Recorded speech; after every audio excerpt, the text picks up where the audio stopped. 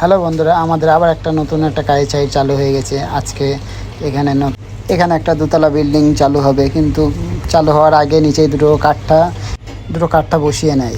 আগের ভিডিওতে একটা কাজের সাইট দেখিয়েছিলাম যে চালু হচ্ছে, ওটা হিন্দু বাড়ি কেমনভাবে হয়। এটা দেখো মুসলিম বাড়ির কাজ হচ্ছে, কেমনভাবে কি করে না করে ভিডিওটা পুরো দেখলে বুঝতে পারবে। কালকে জিসিবি আসবে, জিসিবিতে পুরো মাটি কাটা হবে, গাছটা সব কেটে এই জায়গাটা পরিষ্কার করা হবে।